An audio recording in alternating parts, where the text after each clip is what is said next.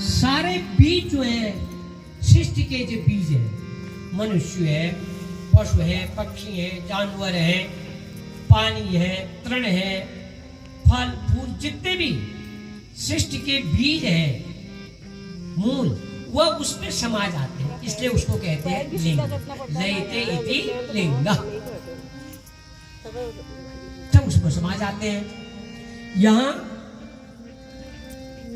ब्रह्मा जी ने कहा ऐसा करते हैं, फिर मैं ऊपर के लोगों को जाता हूं,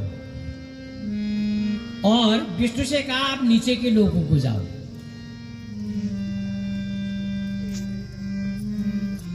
ब्रह्मा जी ऊपर के लोगों को गए, विष्णु भगवान कहीं नहीं गए, शीर्षया में सोए रहे। सहस्त्रों वर्ष व्यतीत हो गए, 1 लोक, 2 लोक, 3 लोक, 4 लोक। चौथे लोक में जब पहुंचे थे ब्रह्मा जी, उस लोक में उनको 2 चीज मिली, एक गाय, एक केतकी पुष्प।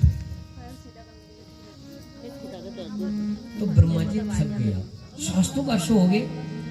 तो ब्रह्मा जी ने केतकी पुष्प और गाय से कहा तुम मेरी गवाह दे दोगे? उन्होंने कहा क्या गवाही देनी है? विष्णु के पास जाके ये कहना है कि ये ब्रह्मा जी ने इसके सिरे का पता लगा लिया है, लिंग का। अभी लिंग पता नहीं कितना आगे था। उन्होंने कहा ठीक है, हम दे देंगे। तो ब्रह्मा जी ने कहा कि इस गवाही के लिए मैं तुम्हें जो है गाय का तुम्हें भी पूजित करूंगा और केतकी पुष्प को भी पूजित करूंगा। ब्रह्मा जी गाय और केतकी पुष्प को लेके नीचे आए। विष्णु भगवान के पास जब आए तो ब्रह्मा जी ने कहा कि भाई देखो, मैंने इस लिंग का पता कर लिया, इसका सिरा पता कर लिया मैंने। विष्णु भगवान ने कहा मुझे तो पता नहीं चला भैया, कितने नीचे क्या है, अनंत है ये, इसका कोई आदि न अंत, अगाध है, अप्रमेय है ये लिंग। ठीक है, फिर अब तू मेरा बेटा, मैं तेरा बाप। ब्रह्मा जी ने किसने कहा? विष्णु से। इतने में आकाशवाणी हुई, उन्हें कहा न ब्रह्मा बाप है न विष्णु बेटा है, सबका बाप मैं हूं। कौन? आदिदेव शंकर भगवान। उस जगत जननी आदि शक्ति ने ये व्यवस्था कर रखी है, और उस गाय और केतकी पुष्प को श्राप दे दिया कि कलयुग के आते ही गाय से कहा जिस मुंह से तूने झूठी गवाही दी उस मुंह से तू है विष्ठा खाएगी। अब तो स्वच्छ भारत हो गया है, लेकिन प्राचीन समय में आज से 25-30 साल पहले ग्रामीण क्षेत्र में जब शौचालय नहीं बने थे, गाय जो जंगल जाती थी, रास्ते में जो थे वो विष्ठा खा लेती थी।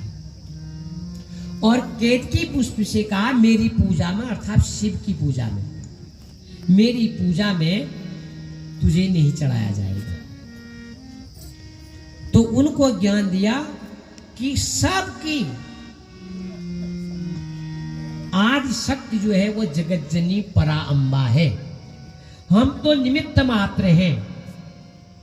हमारे माध्यम से शक्ति क्रीड़ा जगत सर्वम, वो इन्हें 14 भुवन में नाना प्रकार की क्रीड़ा करती है।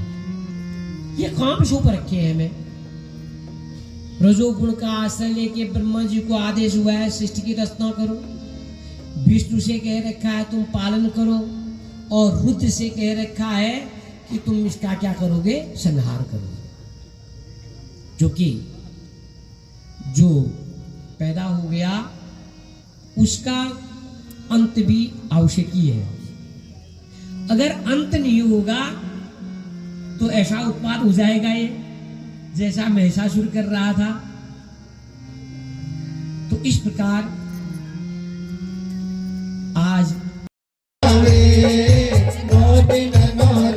तेरी जोत जगी रे, मैया वे, नौ दिन नौ रात तेरी जोत जगी रे, जोत जगी रे, मैया भली सजी रे, जोत जगी रे, मैया भली सजी रे, मैया वे, नौ दिन नौ रात तेरी जोत जगी रे, भवानी मैया वे, तेरी जोत जगी रे, सुर सुरो बोलो मैं माता भवन माँ, सुर सुरा बोलो मैं माता भवन माँ, अरे मटू मटू बोलो मैं माता भवन माँ, मटू मटू बोलो मैं माता भवन माँ, दुर्गा मैया वे, नौ दिन नौ रात तेरी जोत जगी रे, जय हो मैया रे, नौ दिन नौ रात तेरी जोत जगी, जय हो।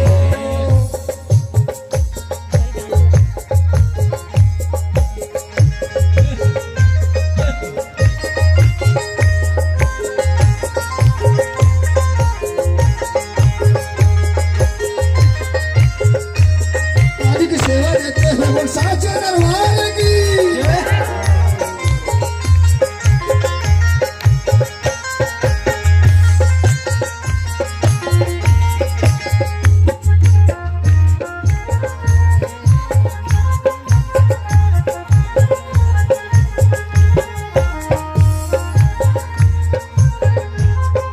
ऐसा। लेकिन ये ज्ञान जो है, ये विद्या जो है, ये कभी मरती नहीं, ये रहेगी। इसलिए मैंने ज्ञान से विवाह किया है, ज्ञान का वर्ण मैं कर रही हूं, ज्ञान से विवाह का निश्चय किया है।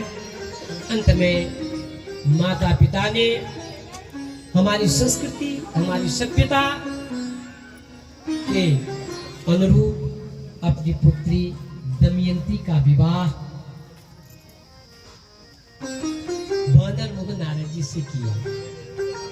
यद्यपि दमयंती और नारद जी खुश होने का अभिनय तो करते थे, लेकिन अंदर से कहीं न कहीं दुख था, पश्चाताप था। लगता था कभी जब लोग मिलने को आते थे तो उस समय माता पिता को भी शर्मिंदा होना पड़ता था, दमयंती भी संकोच करती थी। समय बीतते गया। एक दिन पर्वत मुनि जो है वो घूमते घामते उनने कहा अपने मामा के हालचाल जानू। राजा संजय की नगरी में जब पहुंचे, वहां उन्होंने अपने मामा नारद जी को और मामी दमयंती को देखा। यद्यपि दोनों ने उनका आदर किया, सत्कार किया, लेकिन दमयंती के मुख में कहीं न कहीं उदासी थी। दमयंती के मुख का उदास होना, ये जो है नारद मुनि को जो है बड़ी पीड़ादायक हुई। तो पर्वत मुनि ने नारद जी से कहा, मामा भावावेश में मैंने आपको श्राप दे दिया था, लेकिन ये दमयंती जी की उदासी मुझसे सहन नहीं हो पा रही है, इसलिए मैं अपने शब्दों को वापस लेता हूं। आपको पुनः